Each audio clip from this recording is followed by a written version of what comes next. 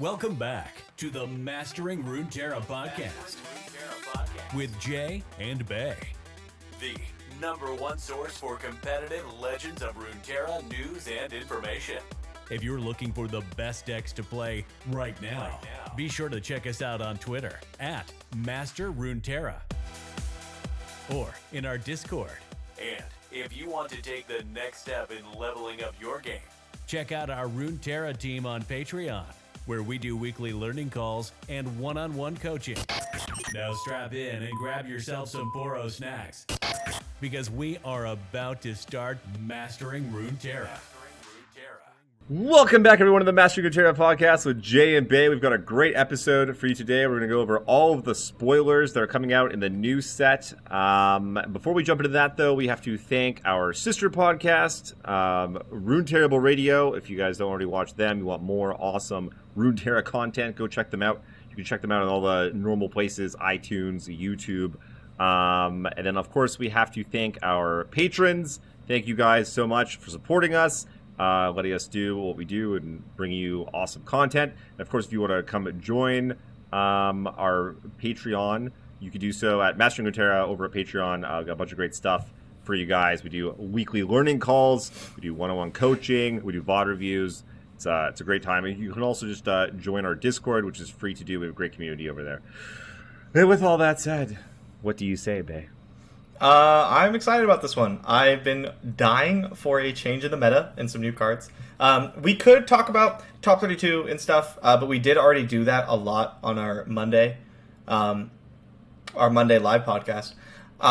So, yeah, kind of going to skip over that. Although one thing I do want to point out that some of you might not have seen, Jason actually posted a tournament report, old school style, wrote it up, tournament report. It's really good. Thank you. If you could link that in the description below, that'd be fantastic. I will link it. Yeah, make sure you check it out, guys. It's a good time. It's a lot of fun. It was fun. It was fun just like sitting down at the computer and just freaking letting stuff come crashing out of my fingertips. Yeah, it was a good time. All right. And also, don't forget, to cheer on Bay tomorrow in the top 10. Oh, yeah. Bay, don't forget the team motto, win or you're out of the team. I want champ status, okay? Winning one seasonal is cool. Winning two seasonals is really fucking cool. Yeah, so, that'd be really nice.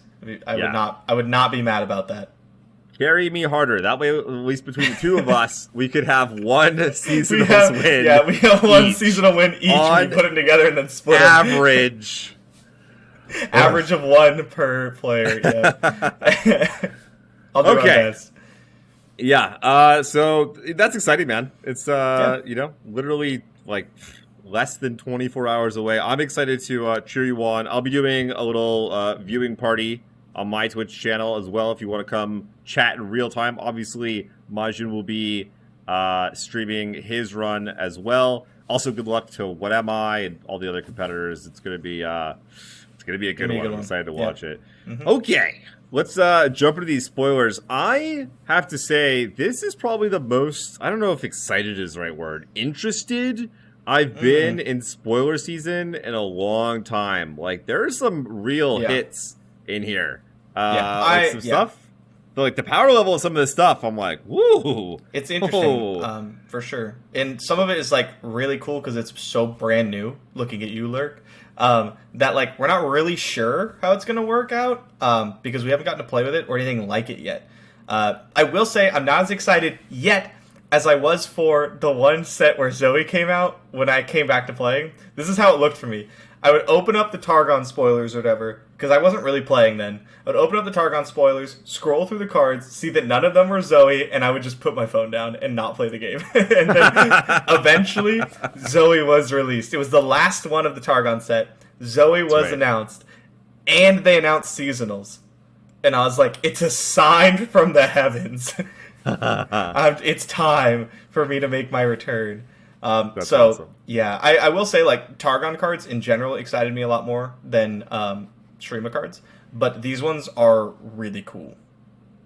Yeah, so let's jump into it. We're going to go over all of the lurk cards and the cards that are kind of like synergized or meant to be used sort of like with the lurk mechanic. So first, how do you pronounce this? It's like Xerxes? Xerxai? I don't know. Xerxes Hatchling. It's a 1-mana 1/1 with Fearsome and Lurk. Mm-hmm. So, we'll come down on turn 1.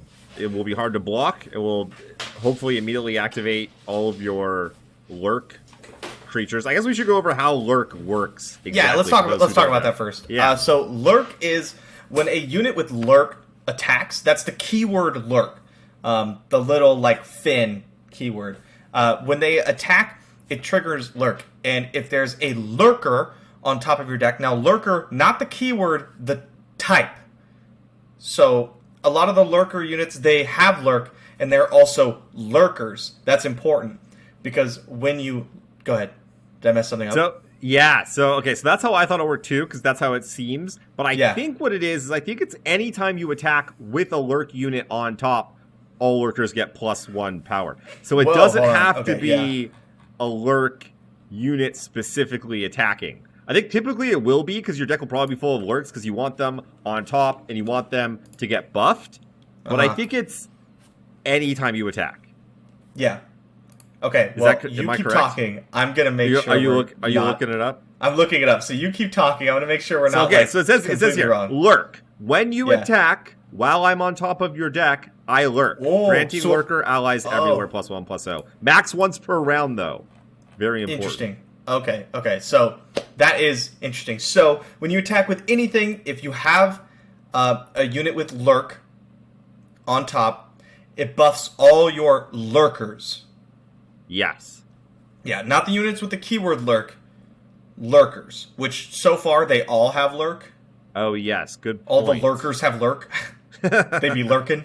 But that might come into play at some point. Who knows? So, yeah, that is how Lurk works. A bit confusing, as I didn't even really know how it worked yet. So, yeah, do you want to talk about the card? Go ahead. So the first card being the 1-mana 1/1 Fearsome with Lurk. So, again, it comes down turn 1. Hopefully you have a Lurk unit on top, and then you attack with it, and I guess it's immediately a 2/1? Yeah, like... If you have a Lurk on top, that's not bad. A 2-mana... 2/1... I mean, 2/1 Fearsome... 2/1 Fearsome Lurk... is the spider. Like the spider. And then it just gets bigger, too. Yes. Yeah. Precious Pet, I think is the name of that card. Then it just gets bigger, and it buffs all the Lurkers in the deck. Yeah. I feel like they're just going to get, out of control. Like, they're all just going to have ridiculous power, so fast. Yeah, so something to keep in mind that evasive-type keywords, Fearsome, Overwhelm, and Elusive, are going to be, way more valuable on these. Right? Because super big power doesn't matter if I block you with my Spacey Sketcher and nothing happens. So yeah, these type of keywords are going to be super, super, super relevant. Okay, let's move on. There's a lot of them to cover. We're going to cover most of them, and then we'll stop on the really interesting ones, and then we'll go back and talk about them as a whole. That's kind of how I think we should do this. Yeah. So, next up we got Snapjaw Swarm. So this is a 2-mana 0/2. It says when you play it, I start a free attack. Again, it's a Lurker with Lurk. So I think this is important because it allows you to attack on your opponent's turn. Yes. Thus buffing up your Lurkers faster. Because otherwise you can only do it once per turn. Yeah. So it doesn't, it technically works on your, you could play Snapshot Swarm on your turn to pump up your field of Lurkers and then, attack again with more power, but I think you're right. I think mostly this is going to be used on your opponent's turn. Now, keep in mind that, your entire deck isn't every time they attack, they trigger, right? We're assuming you have a Lurker on top, which depending on, how many Lurkers do we have? 1, 2, 3, 4, 5, 6. Currently looking at 7, 8. 7, 8. So if you maxed out, it's 24 at this moment. We're not done with spoiler season. Plus, we'll get to it in a minute. There's a bunch of cards that are there mostly to put lurkers on top of your deck. Yeah. So You let's have keep predict moving cards, on to a Bone couple Skewer. of them. Yeah. So next one is like Feral Presence. Yes. This is a 0 Speaking mana of, yeah. burst that predicts. So basically, for free, you can predict and thus go get a lurker and make put sure it you on have a top. lurker on top. I mean, obviously, card disadvantage is really unfortunate here, Yes. but this will all be like, is the payoff worth it? Because now, in my head, originally, I didn't know that you could only lurk once per turn. So I was thinking, oh, you Feral Presence, start a free attack with Snapshot Swarm, and then boom, you attack again, and that's 2 triggers on like turn 2 or whatever. This is insane. But if you can only trigger it once, then I'm not so sure how much I want to play this. Yes. It's literally just going down 1 card. Yeah. I mean, the deck is obviously going to be very linear. It's going to be pretty all in, like make your guys as big and beefy and busted as possible. But yeah, you're right though. Like nothing worse than a top deck like only predicts card. Yeah, okay, I guess next turn yeah. we'll get something. But at the same time though, there's decks that are just extremely synergistic. You just want to make sure you're just always hitting, and this kind of seems like that might be what it is. Okay, so the next card up, though, is another lurker, 3 mana, 2/3 with lurk, and this one, when it comes into play, you predict. Or when you play 3 mana, 2/3, lurk, play, predict. This, I think, is going to be a pretty decent role player in the deck. You have to assume it's coming down as a 3 mana, 3/3, or it's going to be in a second, right? Like, even if you play this as a 3 mana, 2/3, it's not going to be for very long. Because you'll be able to predict on top and then attack. So even if you whiff the first couple turns, don't get a quick start, can't attack, this will really help you start getting the chain going. And I think most of the lurk cards, if you activate lurk like twice during a game, all of a sudden they're like really well statted. Yeah. For the majority of them. And like frankly, I think you're gonna be activating it quite a bit. So I think that's the thing where we're like, not so sure, but like, you're gonna drop it as a 3 mana like 7/3. You're just like, man, it's gonna be a 3 mana 3/3 on turn 3, and you're gonna be like, that's okay, I guess. And then all of a sudden it's gonna be a 5/3, and you're like, not bad. It's not like a threat, but it trades with like everything in its mana cost range, assuming you've triggered lurk, which you will have, and it gets bigger and it predicts. So like, I would certainly play 3 mana 3/3 play predict. That's a good card. Yeah. It's just a good card, right? I'd play that in a lot of decks probably. So yeah, pretty high on this card. I don't think it's not like the star, right? But if you're looking to fill your deck with lurkers, and I mean, let's be real, like there's a bunch of 1 and 2 drops that are probably gonna, lurk, and then it's gonna hit itself on turn 3. So like it's gonna be a 4/3 for 3 a lot of the time that predicts. Yeah, it definitely could be. You have to get a little lucky for that to happen. But yeah, you're totally right. Especially if you're playing Feral Prescience, then it'll be Feral Prescience. Yeah, what? Prescience? That's how it's spelled, Prescience. Prescience. It's not presence. I don't know how to say that word. Feral Prescience. Okay. I read books. I don't listen to people say big words. Jay and Bay Spells Things podcast will be starting tomorrow. Okay. The next one is a 6 mana 3/6 Overwhelm with lurk. It's a lurker. Xerxes Dunebreaker. It's a big dung beetle, basically. So again, this is probably going to come down and be like a 6/6 Overwhelm a lot of the time. Yeah, for 6, Yeah, not as exciting. I'm not stoked about this card. Would almost rather it be like, like a 1/2 Overwhelm for 2 that just like comes down later and is just gigantic. That would be insane. Yeah, that'd be a really good card. The reason I'm not super excited about this card is it costs a lot of mana, and it might have like a decent amount of power, but 6 mana is a lot. Like think about Ruin Runner. Ruin Runner is a good card. It's not insane. It's just good. Ruin Runner is pretty insane. Yeah, it's a very strong card in certain decks, and the majority of that is the Spell Shield. Yes. This does not have that. No. This costs 1 more mana. This will be slightly more powerful, likely. Like, stat-wise, it will have a little bit more power, probably. And 2 more points of toughness. And it is incredibly vulnerable to Equinox and Hush and Vengeance and Flash Freeze. I don't know. Lurk doesn't strike me. Like, we'll talk about this a bit more as we get on, but Lurk doesn't strike me as a deck that, like, wants to take its time and, like, develop this overwhelming advantage. I don't think that's what Lurk wants to do. I think it wants to lurk a few times, play Rek'Sai, just blow you out of the water. Yeah. Out of the water. Lurk. So, yeah, a Doombreaker, not doing it for me. There is another card that fills, like, kind of the same slot that I think might be quite good. Which is? Zersareth, the Under Titan. 2/6 for 5 with Lurk. Attack trigger.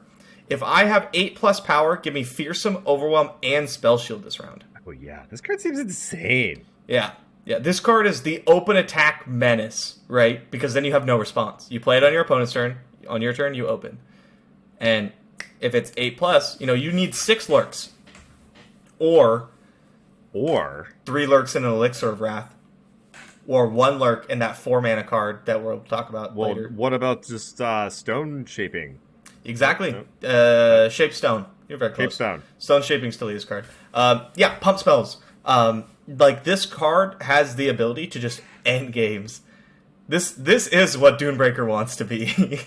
Which is why I don't think you'll play it. Like, granted, it will feel bad when you play it on turn 5 and you can't get 8+ power. That will happen. But, like, just don't play it on turn 5. Just play it later. Play your other stuff. It's still just big. It's just a big dude. Yeah. Got big 6 butt. is a lot of power. A lot of power. That's like leveled Garen. That's really tough to get through. Nothing deals 6 damage. Sunburst. No one plays Sunburst. Only Mad Lads. Only Mad Lads.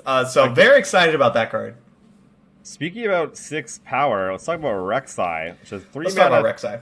3 power, 6 health? 6 health. Yeah. Health. Toughness. People, I don't know. We say one or the other, and someone was yelling at us in the comments. People always and I get don't upset know about why. it. Yep. It's a lurker. When I lurk or attack, grant lurker allies everywhere +1/+0. So you don't even need a lurker on top. You just get it on. So why does it say that though? Oh, can you get both? Yeah, you can get both. So if you attack and there's a lurk on top, everything gets +2/+0. Yes. Including itself. Ooh, mama. So it would be very common to attack with Rek'Sai for 6 on turn 3. What? So, luckily though, This comes with the drawback. It says round end, place me into your deck. But that's only if it doesn't level. Yeah, so she attacks with 10+ power. She levels up. And it says her other side is a 4/7. When I level up, create 3 random lurkers in hand. It's insane. When I lurk or attack, grant lurker allies everywhere +1/+0. That alone, when I level up, create 3 random lurkers in hand. Insane. What? And they're all massive now. It's 3 mana.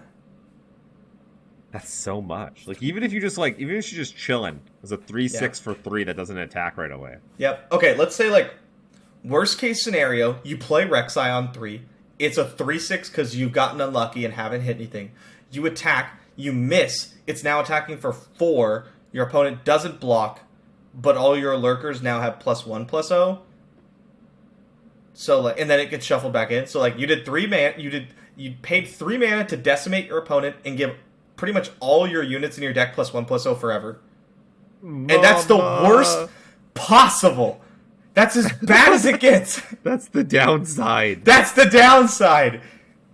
That's the literal floor. Besides, your opponent kills it for 7 mana because it has 6 toughness.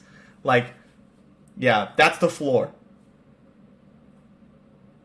Am I missing something? This is insane, right? It seems pretty nutty. Yeah, this is okay. crazy. Let's keep going through these lurk cards here. Well, we gotta. Yeah, and then it keeps the keyword when I lurker attack, grant lurker allies everywhere. It has overwhelm now. Forever. Oh my gosh, I missed the overwhelm. That's when pretty it levels important. up. Yeah. Whoa, I missed that. Yeah. It becomes Oh a my base goodness. 4/7, so it has to be at least 6, 7? No. Well, it's 5, attacking 7. with 10 power, so 11 on the turn that it levels. Because it levels on attack, right? What? Yeah, so What's- and then it has what's life? overwhelm, and you just fill your hand with units that are already pumped. What the heck? This is crazy. Yep. Okay, let's keep going. All right. So there's also Call of the Pack. Yeah, let's which talk is about a Rek'Sai's card. 2 mana. 2 mana.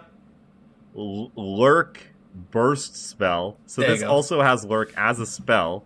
So if it's on top, it counts for your Lurk. It says to play, put a card from hand on top of your deck. Create 2 random Lurker followers in hand.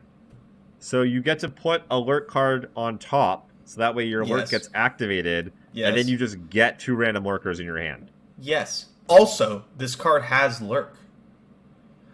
I don't know how that works with itself.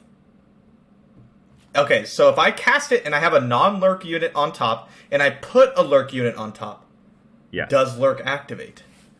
Yeah, because as long as there's a Lurk unit on top, Lurk activates. I don't get it. The What's your Call question? of the Pack's Lurk.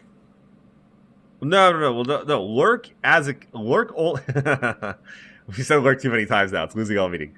Yeah. Lurk only happens if you're attacking with a Lurk card on top. Then units with Lurk. Then Lurkers get +1/+0. So that's all. So that means if Call of the Pack, if you attack with something and Call of the Pack is on top of your if deck, it's on top. Lurkers get Got it. +1/+0. Got it. I figured Yeah. it out now. Lurk on a spell threw me off. Okay, Yeah. I've got it. We're on the same page now. This is fantastic because it's the same as like having a Lurker in your deck. Like as far as pumping your units, but you want to draw this card. Cards. Also, you this get is Rek'Sai's two- champ spell in case the card wasn't good enough. Jesus. It just seems busted. It seems good, and like most of the lurkers that we've seen, the lurkers we've seen are either like low mana cost, so you're happy to create them after spending 2 mana, or they're like these game-ending threats, like the Under Titan. So aggressively costed, yeah. Yep. Okay. So let's keep going on the lurk stuff. What is next? Looks like Sharkling. maybe- 1 Sharkling, mana, okay. 1/2 with lurk, Bilgewater card. Not Oh, sure. that's it. Oh, that's okay. Interesting. Yeah. So the Snapdraw Swarm, the 2 mana one, was also Bilgewater. We should have pointed Everything that else, out. Yeah. Shurima. Okay. Yes. So now we're on to Sharkling. 1 mana, 1/2 lurk, Bilgewater. Okay. So another one that comes down very quickly. You're super Could happy be- to attack with a 1 mana, 1/2 on turn 1. Could be a 2/2. Could be a you know, 2/2. attacking. Could be attacking for 2. Yeah, I mean, on so turn far it's looking like you're probably 70% to hit lurk.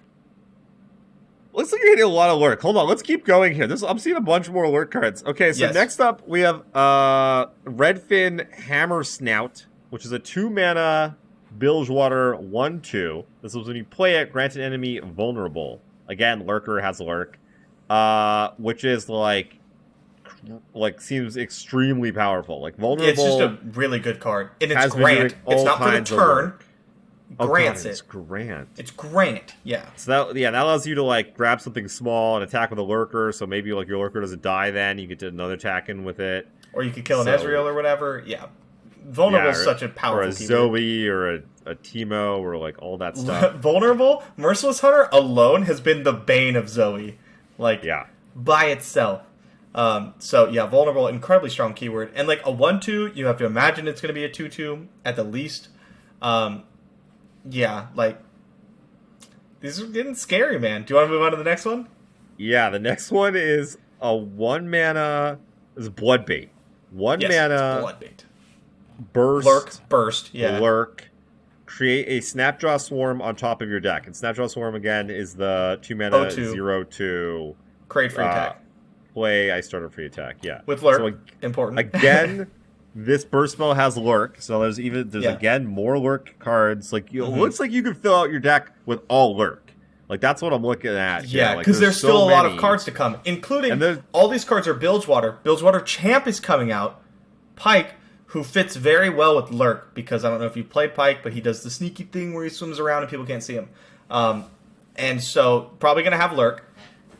And this is insane. Yeah, most of your deck's going to be Lurk, and yeah, like it seems really good. It seems insane. Like I haven't been super. People get like real hyped about a lot of stuff, and I'm always kind of like, eh. But this, like, yeah, I don't know. We'll see. Yeah.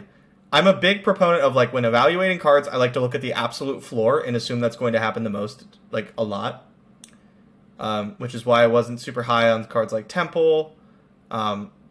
And then you look at these lurker cards, and like the absolute floor is you play them for like kind of understated, but if the majority of your decks lurk, it's really hard to hit that floor. Okay, the next one is a landmark called Ripper's Bay. Mm-hmm. So 1 mana, also has lurk. When allies attack, obliterate the top card of your deck if it doesn't have lurk.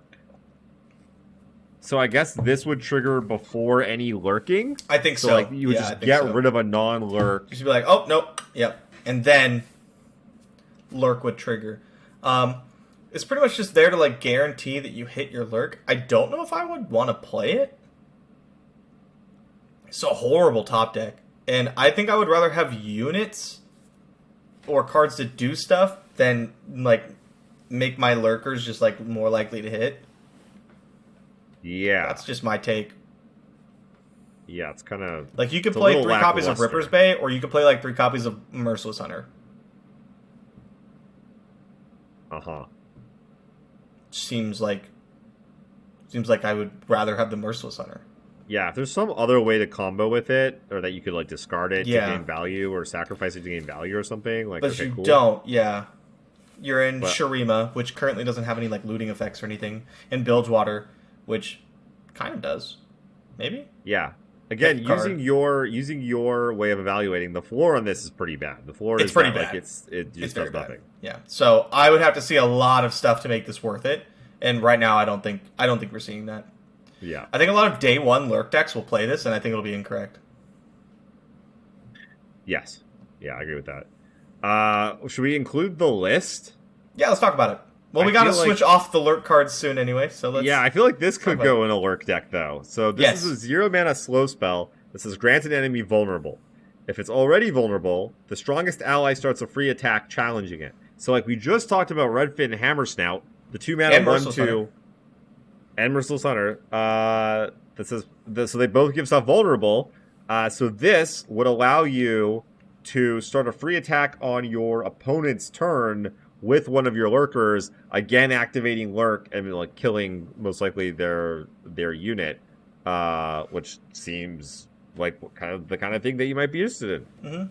Mm-hmm. Something else I like about this card is that I really wanted to make a like Misfortune Renekton vulnerable deck. Okay. Yeah, and because Renekton obviously so powerful with vulnerable, and Shurima and Bilgewater are the give vulnerable regions. You have the 2/3 for 2 that grants the strongest unit vulnerable. You have Merciless Hunter. You have the Sand Spinner, which grants vulnerable and -1. You have Exhaust. You have Renekton's card. Like, you have all these ways to grant vulnerable. And the deck felt powerful, but it like wasn't quite there. And I don't know, maybe some of these cards will be able to maybe make it a little bit more playable. Not like insane, right? But I would definitely play the list. Starting a free attack with Renekton on turn 4, that's insane. You just kill something and then you attack again, and like he levels all of a sudden.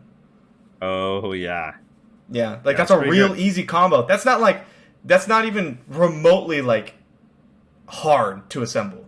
Yeah. So, yeah, I can see it. I mean, maybe you could definitely play it in lurk, but like I don't want us to just pigeonhole the card as a lurk card when maybe it has some applications elsewhere.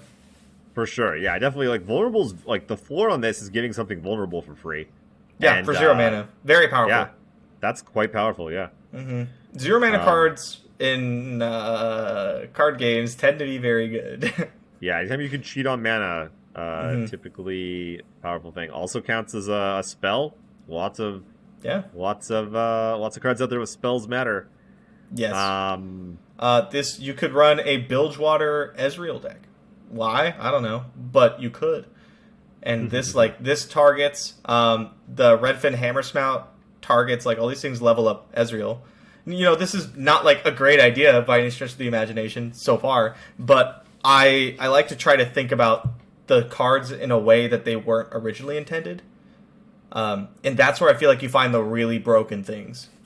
Yeah, 100% agree. Okay, so those are all the lurk cards that have been released so far as of the recording of this podcast. Do you want to wrap it up with what we're thinking about lurk? I feel like they probably would have gotten the idea, but maybe we go over it one more time. Let me know what you think. I think lurk looks busted, like potentially absolutely busted. And like I think the floor on it, like we're talking about, is that like it's gonna be like a role player, like one of the best decks. Yeah. Like it's definitely not something. It's like, oh, maybe this will work, maybe this won't work. I'm like, nah, like this deck is going to be competitive. Yeah, for sure. And we're assuming that more cards are coming out to support it. Yes, because there will be. We have we have Pike, the Bilgewater champion, coming out this expansion, and I think he will be. The Bilgewater lurk cards make me think that he will be used to go in that archetype. We still have a couple more days of cards. Yeah, quite a few more days. Yeah, so even a few more solid cards for the lurk archetype will push this to a really high level. I think right now as it stands, it relies a bit too much on Rek'Sai. Yeah. Rek'Sai is the real powerhouse card here, which is understandable. It's the champion, but yeah, it needs a little bit more, because you could just go through the game, not draw Rek'Sai, and I don't know, you're just not doing quite enough. You do get a lot of predicts, and you have the ability to run right to go find. Definitely. So there is there is that's a good point. Mm-hmm. And it's also gonna be interesting to see. We're told that there's a lot of changes coming, like in the balance patch and stuff. Yes, so yeah. This deck would struggle against Aurelia Azir, really hard. I would imagine it doesn't block well, and yeah, it doesn't really have removal outside of granting vulnerable, which is not great. It is a linear deck so far, and those can struggle on a certain type of metagame. So we'll just have to see. But I expect Lurk to be really strong. Yeah, it's exciting. It is exciting. I love it, man. Anything new to shake it up. Yeah, I originally saw Lurk and I was not about it, because they just showed us the first 2 cards and they were 1/1, 0/2s. So I was bad. This is what is awful. This? Yeah. Have you seen Blades? Yeah, Blades can do. And then I saw Rek'Sai and I read it 4 times. I was like, what's going on here? I must be missing something. This is insane. Yeah. Though to be fair, we thought Blades were poo-poo, and they ended up being nutty. So I thought Aurelia Misfortune was going to be stronger than Aurelia Azir. Same. Yeah. I was really been a bit of a letdown up to that point. Mm-hmm. Yeah, I felt like he just never was quite good enough. But yeah, that deck's nuts. I underestimated just how strong. And I was a huge proponent of lead and follow and homecoming are slam dunks here, and I underestimated just how good they were going to be. Yes. Same. Because they do so much work. Yes. In that deck. Let's move on. Okay. We get to start with the card I'm very excited about. First up, we got a 1-mana 2/1 Fallen Feline. It says, when I'm summoned, create a Hexite Crystal in the bottom 10 cards of your deck. What is Hexite PNZ, Crystal, you ask? PNZ, yes. Hexite Crystal is a 2-mana fast spell. It says, deal 2 damage to enemies and the enemy nexus, and if you see me in a prediction, draw me. So, Fallen Feline comes down as a 1-mana 2/1, aggressively costed. Puts a Hexite Crystal somewhere in the bottom 10 of your cards of your deck. You then probably want to go run some predictions, and if you see the Hexite Crystal in the predict, you just get to put it in your hand, which is pretty dope. And at the very least, you get to shuffle your deck, right? So now it could be anywhere. Yes, exactly. You can draw it at any time. And so we're going to start off with looking at, the floor. 1-mana 2/1. Solid. Fine. Solid. Blocks, trades up, attacks. Lots of 1-mana 2/1s in the format right now. Yep. I mean, 1-mana 2/1 with upside is the line. for 1-drops Yes. right now. Yeah. You need to be a 1-mana 1/1 with like some serious upside, or 1-mana 2/1 with like a very nice keyword or something else. Jordan's biggest fan, Precious Pet, Legion Saboteur, and Fallen Feline definitely fits. It's a 1-mana 2/1 with some serious upside. So the part about this card that I'm excited about isn't just the card, it's that it represents that they're trying to make PNZ Shurima happen. Oh. Yeah, I didn't pick up on that. Right, of course. Yeah. Which I'm very excited about because I like Zillion a lot. I just can't play him because he's doo-doo.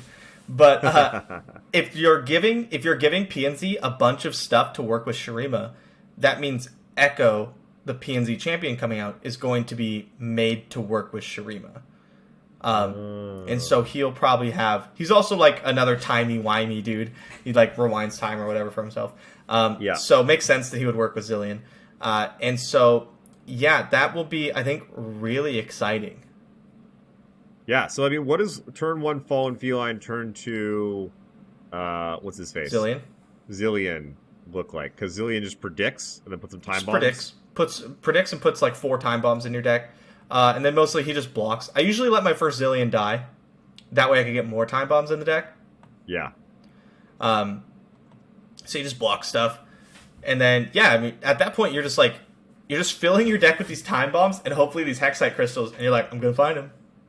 Let's talk about Hexite Crystal for a second. Let's do that. 2 mana, deal 2 to enemies and the enemy nexus. Fast speed. It's that fast is speed. insane. It's a leveled Anivia attack and fast speed for 2 mana. It's nuts. It will win you games. Yeah. It's disgusting. It's so good. You're going to play against this card. One of you lucky listeners out there are going to play against this card, and they're going to cast it on turn 4. You're going to be like, what? And the game's going to end. The actual yeah. hell? Yep. They're going to go Fallen Feline on 1, Zillion on 2. It's going to shuffle, and they're just going to draw it. Or they're going to hit it off their predict. And, like, that's it. Yeah, getting it off predict is like chef's kiss. Insane. Oh, but if Just you do free get it card. off predict, does your opponent get to see it? Like, does it reveal like a treasure? I mean, I imagine you could figure it out when it goes into their hand. Because normal predict cards don't go into their hand, right? So you're like, suspicious. That's probably nothing. I'll just ignore that. It's pretty sus. Yeah. Wonder what that could be. But at that point, like, yeah, they know about it, but good luck prepping for it.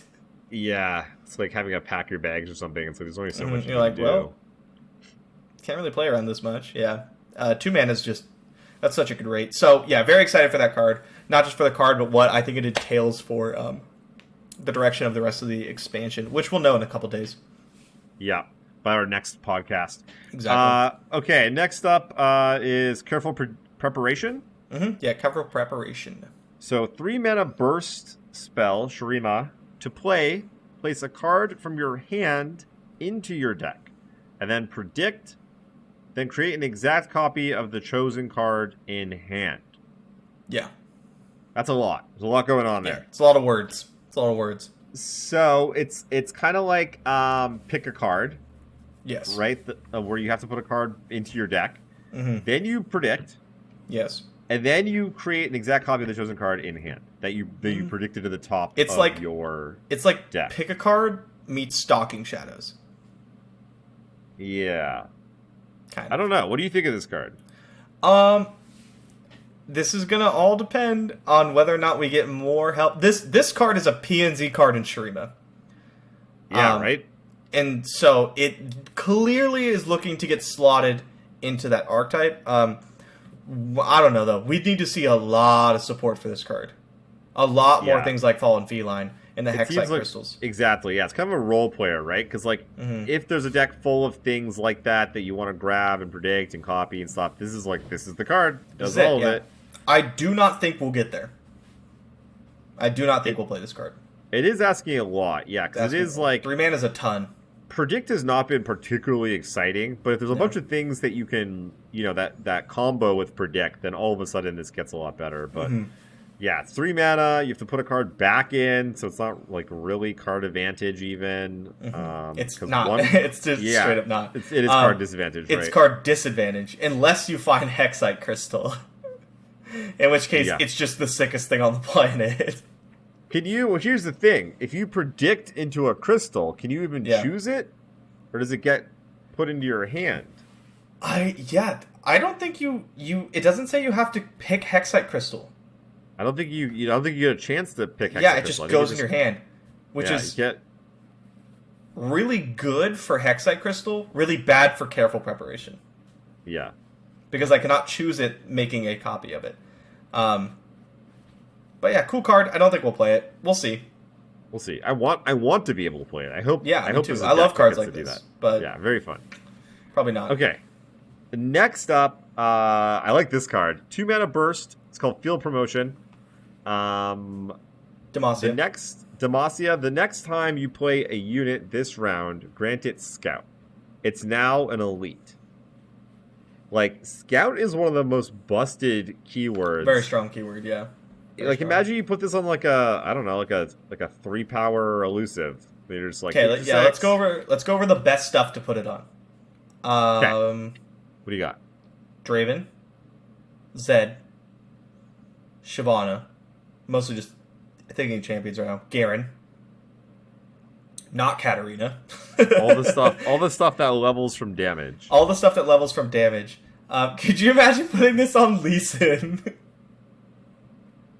Why would that be good? You just kick 2 things. Just kick twice. Just a leveled Lee Sin. Why not? That sounds fantastic. Oh my god. Yeah, but like Garen, Zed,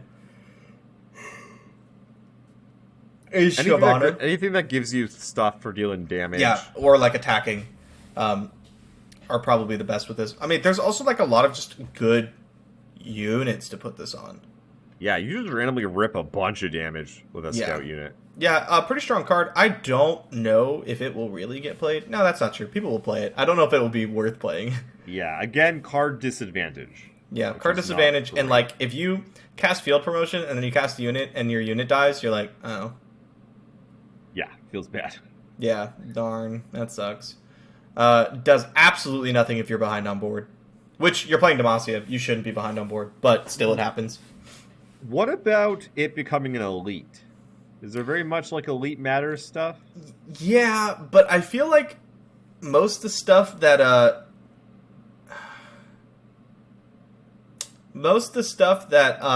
wants it to be elite matters like when you cast it and if you have one in hand. Mm-hmm. There's the blacksmith that gives elites like +1/+1. I don't know. It's never struck me as like that good. Yeah. It's like the first like tribal thing Runeterra tried to do, and it just doesn't do enough. It's my take. We'll see. I'm glad it's a card though. It's like I'm very like I like that this card is going to be in the game. Yeah, I don't like that I'm going to lose to it. Okay. Speaking of cards that you might like a little bit more. Oh yeah, here we go. Starlit Epiphany. This is 3 mana burst Targon. So you get to invoke. And then it says, if you have a Celestial ally, replace your deck with 20 copies of Behold the Infinite. Which, if you don't know what Behold the Infinite is, it's a 2 mana burst. 2 mana invoke. Invoke. Yeah, that burst. So basically, your whole deck becomes 20 copies of Behold the Infinite. Yep. That sounds great. What? It sounds awesome. So, it says Celestial ally also. Yeah, so you have to have like Doggo, Serpent, something. Now the good news is it's burst, so it can't be interrupted. Like you can't put this on the stack and then get your guy Mystic Shot and then cry. That doesn't happen. Yeah. Also, the card does invoke. So it's just like a really poorly statted Behold the Infinite on its own. Funny story though.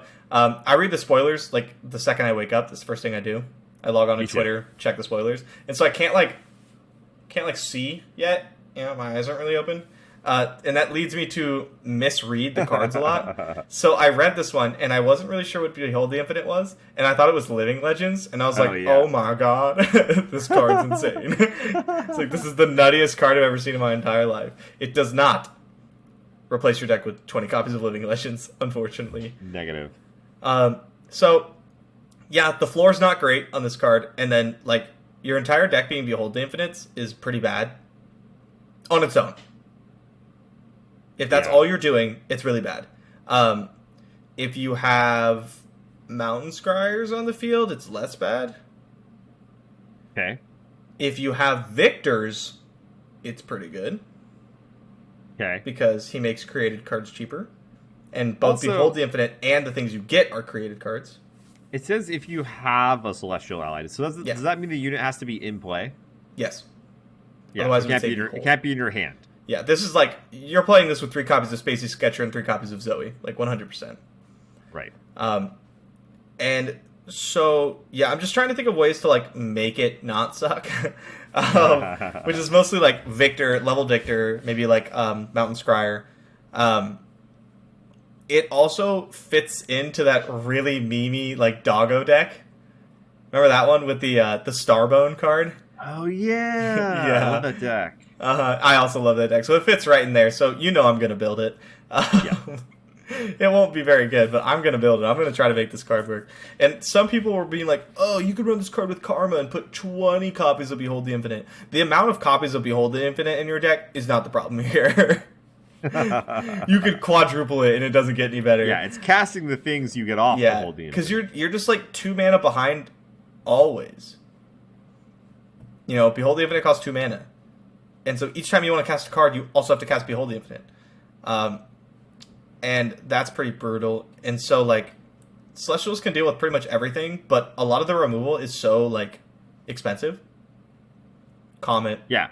You also don't know what you're going to get when you're going to get it. So you don't, kind of rolling the dice every turn. It's not like you can, it's not like Priestess where you know the pool you're going to get. You have no idea. You could get anything.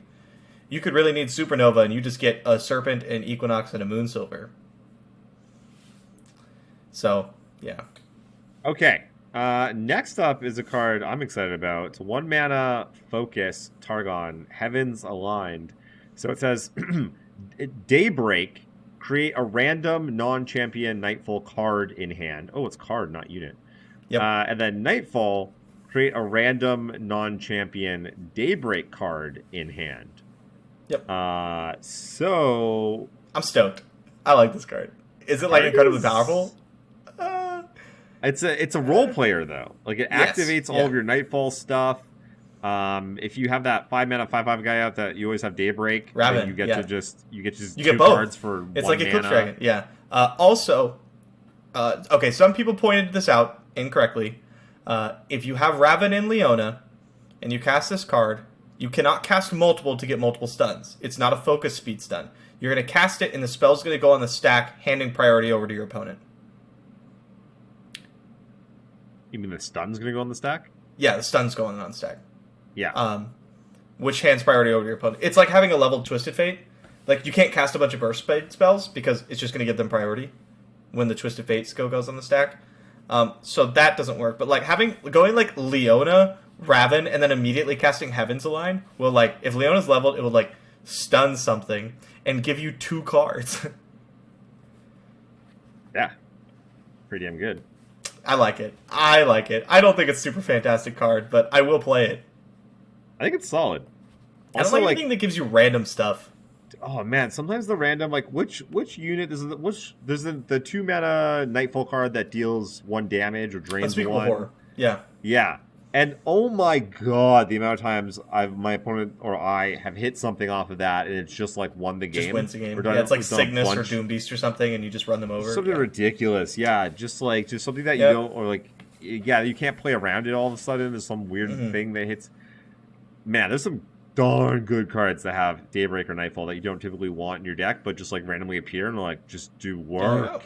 Nice. Like, yeah, you hit the Solari Priestess. I'm excited to play with this one. Yeah, I will be playing with it. The next card, not excited about. No, you tell them about this one. Atacon, I think that's how you say it. Bringer of Ruin. 10 mana, Noxus. So already a region well known for wanting extraordinarily expensive units, right? Overwhelm, 5/12. Attack trigger, increase my power by the total power of all allies. This is the most Timmy card I've ever seen in my entire life. It I believe includes itself, so it will be attacking for at least 10. with Overwhelm. It's insane, but it's not good. Hit it off of Tri-Beam. Yeah. Call it a game. Yes, I was mentioning that the only reason I'm excited about this card is because now I have more 10 mana units that I'm excited to hit off Tri-Beam. Because like you're gonna play it and it's gonna die. It's gonna get Equinox. Gonna die before you play it. It's gonna get hushed. They're gonna kill you on turn 6 because you have 10 drops in your hand. The only reason why like Cythria is good is because she hits the battlefield early, usually with Matron, and then immediately provides a huge buff to your team that's permanent. Yes. Like granting Challenger and doubling stats is an insane effect, way better than this. Yeah. Like, you know what counters this card? Flash Freeze. Everything. Hush, Equinox. Vengeance. Harsh Winds. Three Sisters. Entomb. Ruination. Like, everything stops this. And it's 10 mana. If I spend 8 mana, I usually say, I better be winning the game. Like, and this is 2 more than that. Yeah. Okay. Not a fan. Hard pass. Hard pass. Moving on. Another really powerful card here in Noxious. 4 mana, Thorn Blade, Burst, Expel. Give an ally +5/+0 this round. One of our teammates is really high on this card. Who? What Am I? He loves this card. Of course it's What Am I. I know. What I think is this card's he doing? horrible. I think this card's so bad. No, card's bad. Okay, so this is why I know this card's bad. It's 4 mana, and it gets +5. That's 1.25 stat per mana, right? And already, like, there's, like, diminishing returns outside of, like, Battle Fury, I guess, because it's just so much. There's, like, diminishing returns for, like, mana and pumpness. Elixir of Wrath, which is not played, is 1 mana +3. That's 3 power per mana, which is almost triple the efficiency. And you still don't play it. Maybe it should be played. Maybe it should be played. He was very excited about this because you could play Rek'Sai and like immediately level her. But like, why wouldn't you just play good cards? Or like Elixir of Wrath, right? What if you have a Thornblade on top of your deck? You're screwed. I guess you're right. Yeah, I don't play this card. Don't play this card. Play Brother's Bond or Elixir or something. Next up, when I saw this, I was like, Riot, stop. Please no. 4 mana slow spell from Ionia, Defiant Dance, recall a unit, Blade Dance 1. Please. Yeah. So stop. This is like Will of Ionia at slow speed and Blade Dance. So you can recall your unit or you can recall an opponent's unit. It's mostly there to recall an opponent's unit. You can recall their unit? I didn't even realize that. That's what it's going to be used for. Units. It's bounce their blocker Blade Dance. So I thought it wasn't good enough to actually see play, but if you can recall their unit, that's like borderline legit. Like you have Homecoming, which is probably just better. Okay, so Defiant Dance, like we said, bounces your opponent's units. Although with the way Azir is leaning right now, it has such a huge emphasis on its champions. Like, people are cutting Voice of the Risen. That's, like, really common. And so I feel like Homecoming is better because it does double duty. But the Blade Dance one, like, if you're already set up, if you go, like, Deus, Azir, Defiant Dance, bounce their thing, obviously that's, like, super, super good, right? But you're already probably winning. So, yeah, I'm not sure. It is a great card in the Blade Dance decks if you could find room for it. Deck is already busted. Didn't need more toys. Yeah, right. We'll see. Yeah, this card releasing does not make Azir Aurelia worse. No. Yeah, we'll see on Tuesday how they decide to nerf it. Okay, Hopefully. Now moving on to some good cards. One of my favorites. 4 mana, Freljord for a 2/5. Fabled Poro says, when I'm summoned, grant all ally Poros a random keyword. Hells yeah. Doesn't even have to be played, just when it's summoned. Hit it off Tri-Beam. Hit your other Poros. I love the Poros. All Poro lovers will be happy. It's a pretty good one, though. It's the not Poro bad. meme deck? Not bad. Yeah. I almost wish Poros had a special thing where you could play them from any region.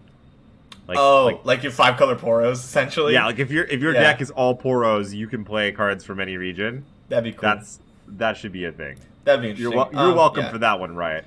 Yeah, that one's on the house. Yeah, this card's pretty good, but like I think the way Poros is built right now is you have like a champion or something, and then you play very, very, very cheap Poros, and you play like the 3 of the 6 mana that gives you 2 Poro stacks. You just try to pump them up and overwhelm them that way. So I'm not really sure this fits in, but just happy to get more Poro stuff. Just loving the Poros. Okay, next up we got 8 mana Freljord, 5/5, Abominable Guardian. It says at round start, if you have 2+ Yetis, summon me from hand and create a copy of me in your deck. And it says play, draw a Yeti. So really quick, yeah. When this is summoned from its ability, you do not get to draw a Yeti because it's on play, not on summon. So in order to get the play effect, you have to play it for the full 8. I want to point that out because some people will not know that. What are the cheapest Yetis in the game? There's I think 1 mana 1/2 that when it dies, it makes 2 enraged Yetis in your deck. It's like Yeti Yearling or something. Some small Yeti card. I believe that's the cheapest one. And then after that, you could do this on turn 2. Yes. No. No. It would activate turn 3. It would activate turn 3. Turn 3. Okay. Yeah. And then after that, you have the one you get off Trapper, the 1 mana one, which you would get on turn 4 if you're lucky. Not really into this card. Need more Yetis. Yeah, then you're playing a bunch of Yeti cards that aren't particularly good. Cool card though. I like it's what a very cool card. Yep. And I'm some glad synergy exists. with Lysandra, I guess. But Lysandra Yetis tier 1. Yeah, I don't know. I don't expect us to really do much. I'll try and break it. Don't worry. A lot of people will, but I don't think it's going to end up doing anything. I'm kidding. This I won't. If next you break card it, is let us know. pretty controversial. Yes, very interesting. This is Astral Fox. 4 mana Shadow Isles for a 3/3 Fearsome. And it says when you play it, kill an ally to deal 3 to the enemy Nexus. So, people are very high on this card. They're saying it's insane, it's super busted. I don't know how good it is. It's not bad. No. But here's the problem: is like it's Shadow Isles, right? So you need this in an aggro deck, which leaves you spiders. Currently, Okay. you're not playing it in Thresh Masses. So spiders. You have to cut something for this. Not really sure what you'd cut. It's 4 mana. It's 4 mana, and it gets fizzled by a Mystic Shot. Yeah, so the problem that I see here, like you're saying, the spell, the ability goes on the stack. So if you kill the unit that it's targeting, the deal 3 damage does not happen. So that kind of sucks. Deal 3 damage, yeah. Yeah, what did I say? 2, like Demolitionist. It's the same concept, just scaled up a bit and in a different region. And the big problem for me is that a 3/3 Fearsome for 4 is not super exciting. It's not nothing, but it's definitely like a little bit like like a Merciless Hunter. Understated, yeah. Is like a 4/3 for 3. Yeah. And so so it is understated. Incredibly powerful effect though. Yes. You know where I think we'll see this? I think this may give if you remember it, the Shadow Isles like Prankster Azir deck. Do you remember that? Azir? I don't remember if it had Azir, but it was mostly Shadow Isles, and it ran like Prankster and a bunch of stuff that like died, a bunch of ephemeral units, and then it would just flood the board. This could find a home in that. Yeah, I think this card could find a home in a deck. Things like Stalking Shadows. There's lots of ways to abuse it. Things that actually want to be killed. Yep. So that way, even if they kill your thing in response, it's like, oh, I don't care. It's like the thing that I wanted to die. But there's the the Prankster. Yeah, sorry. The 0/3 that like pings your opponent when things die. Yeah. Yep. 100%. I see him play there. I think when it finds the right home, very powerful. Going to do everything that people want because you're not going to care if they kill the thing in response. You're not going to care that it doesn't like beat down quite hard enough. It's just going to fit that role nicely. One of the problems I have though is that like it fills the same slot as like the Leech. Like typically if you want to be killing stuff, drawing 2 cards. Yeah, drawing 2 cards is really good. Yep. So we'll see. I don't think it's the like insane auto include that some people seem to think. But no, I don't think so either. But definitely strong card. a Very strong legit effect. card. Yeah. Something to keep an eye on. Next up, we have the Twisted Tree Line, which is a 3-mana landmark from Shadow Isles. It says, once I've seen 3 fearsome allies attack, destroy me to summon Vile Maw. Vile Maw is the 6/6 fearsome. So pretty easy to trigger. It's not that hard to attack with 3 fearsome allies, but how good is a Vile Maw on turn 3 that won't be able to attack until like turn 5? You're not getting it on turn 3. What? Not with that attitude. Well, so 1, you have to be attacking on turn 3. Pet. No response from your opponent.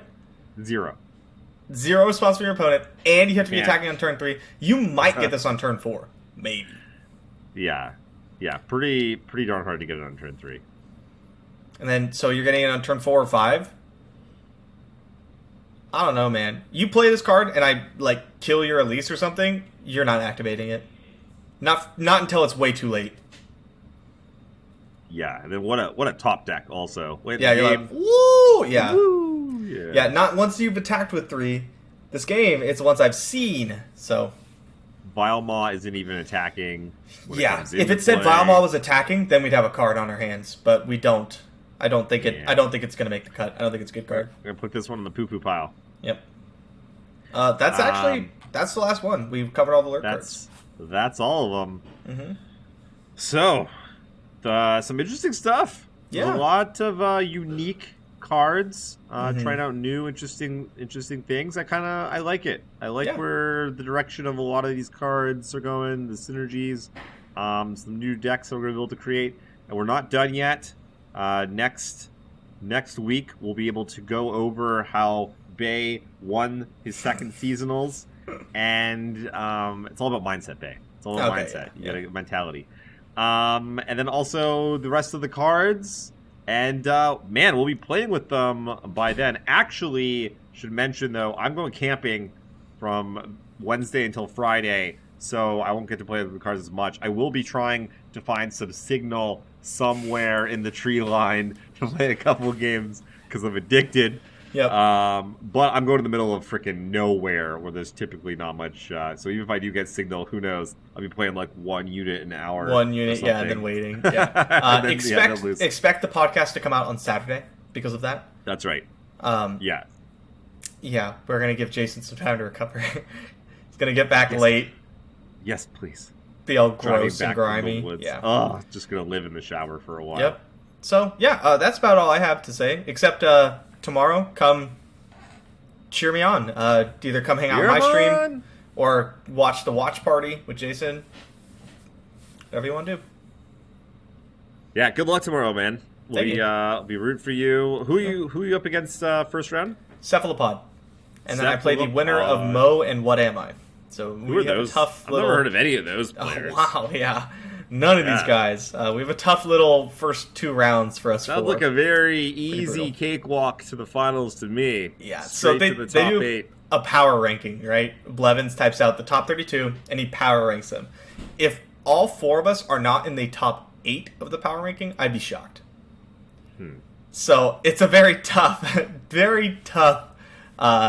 first couple rounds for us, but we'll see what happens. It's going to be exciting. It's going to be so exciting. Many. The whole top 32 is stacked, like you're talking about. Stacked. Absolutely stacked. It's going to be good. Yeah. I can't wait. This is the most excited I've been, actually, to watch one. Oh, yeah? I was less excited last time, I feel like. Yeah, this one's legit. Mm-hmm. All right. Well, that's it for us. We will see you guys next weekend. Take care of yourselves and enjoy those new cards before we talk to you. Peace! Thank you so much for listening to the Mastering Runeterra podcast with Jay and Bay. New episodes come out every Friday. If you haven't done so already, be sure to join us on Discord, check out the Patreon team, and have a look at our deck database on Twitter at Master Runeterra. Links to all of these can be found in the show notes and description.